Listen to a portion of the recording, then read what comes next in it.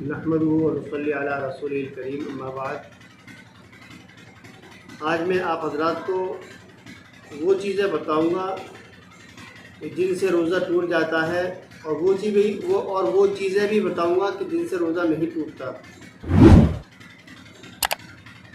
अगर किसी के आँख में तकलीफ़ है या किसी की आँख का ऑपरेशन वगैरह हुआ है कुछ दिन पहले, तो वो आँख में अपनी दवा डाल सकता है। इसी तरह आँख में सुरमा लगाना है, काजल लगाना है।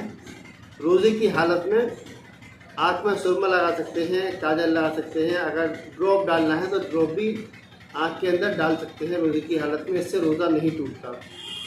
और अगर इसी तरह होंठ खुश्क हो रहे हैं, हमारे होंठ सूख जाते हैं कभी कभी, तो होंठों पर मर्द हजरात वैसलीन वगैरह ये लगा सकते हैं, इससे भी रोज़ा नहीं टूटता। इसी तरह औरतों ने अगर लिपस्टिक लगा ली है तो उससे भी रोज़ा नहीं टूटता। हाँ, ये है कि अगर उसे वैसलीन हमने लगाई है तो उसके वैसलीन के अज्जा जो है, वैसलीन वो हमारे हलक के अंदर न जाए, मुंह के अंदर न जाए। इसी तरह लिपस्टिक वगैरह है वो हमारे हलक के अंदर न जाए।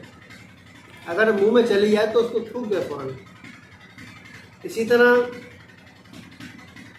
ड्रिप लगाना, अगर किसी को तकलीफ़ हो गई, कहीं दर्द हो रहा है, पेट में दर्द है या किसी वजह से उनको बोतल लगाने की ज़रूरत पड़ रही है, तो डॉक्टर लोग उनको बोतल लगा सकते हैं, उससे भी रोज़ा नहीं टूटता।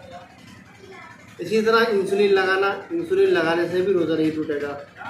बाल काटना, जिसमें कहीं भी बाल काटने हो, अगर जिस्म के सर के बाल हों और मूछें वगैरह हों या दाढ़ी ठीक करनी हो अपनी हमें, या जिस्म में कहीं के भी बाल रोज़े की हालत में काट सकते हैं, इससे रोज़ा नहीं टूटता। इसी तरह अगर हमें सर में तेल डालना है, सर में तेल डालने की ज़रूरत है, सर में तेल डाल सकती हैं। जिस्म में कहीं भी तेल लगाने की ज़रूरत पड़े, या चेहरे पे क्रीम लगाना है, या हाथ पैर खुश्क हो रहे हैं किसी वजह से हाथ पैरों में क्रीम लगाना है या दवा लगाना है, तो ये भी लगा सकते हैं। इसके लगाने से भी रोज़े पर कोई असर नहीं पड़ेगा।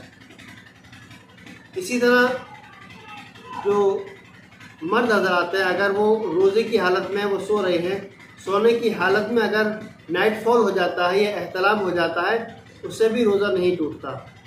बस जैसे ही नाइट फॉल हो और आँख खोले तो फ़ौरन नहा लें और उनका रोज़ा ठीक है, कोई हरज नहीं है इसके अंदर। इसी तरह अगर गर्मी की वजह से किसी को गर्मी लग रही है, ये नहाने का मन कर रहा है, जुमे का दिन है, नहाना है, तो नहाने से भी रोज़े पर कोई असर नहीं पड़ेगा।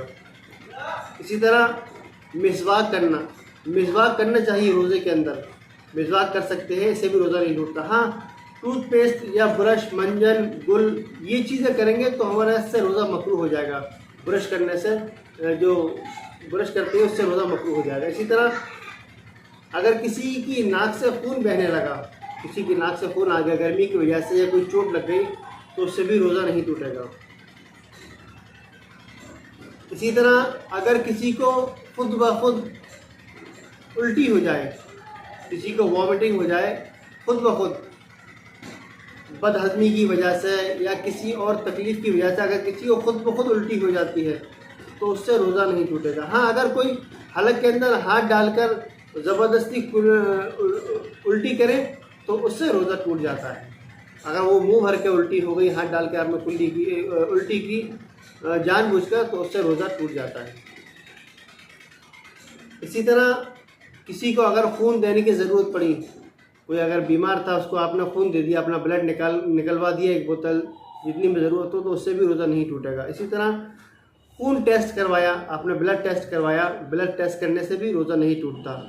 इसी तरह आपने कोई खुशबू लगाई, इधर लगाया, परफ्यूम लगाया, या कोई भी खुशबू लिक्विड वाली अपने कपड़ों पर लगा ली, तो उससे आपका रोज़ा नहीं टूटेगा।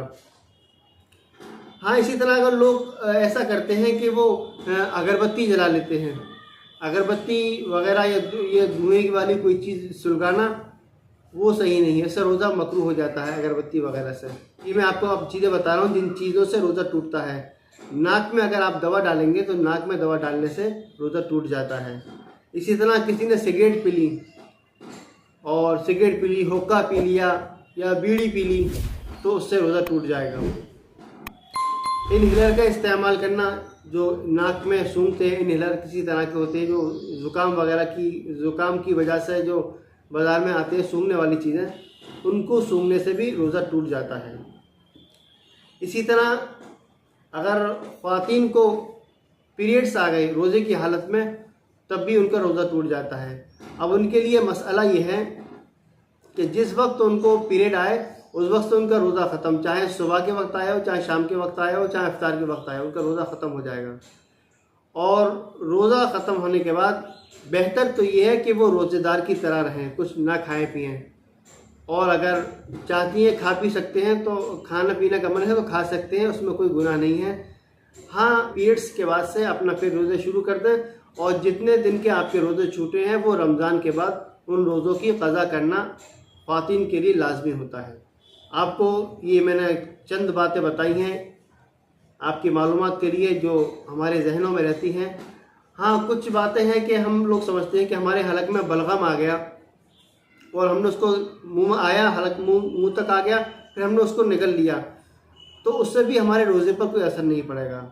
इसी तरह बाज़ लोगों के मुंह में थूक आता है, वो बार बार थूकने जाते हैं, रोज़े की हालत में बार बार थूकते हैं, वो ज़रा बात करेंगे फिर थूकने जाएंगे, ज़रा बात करेंगे फिर थूकने जाएंगे।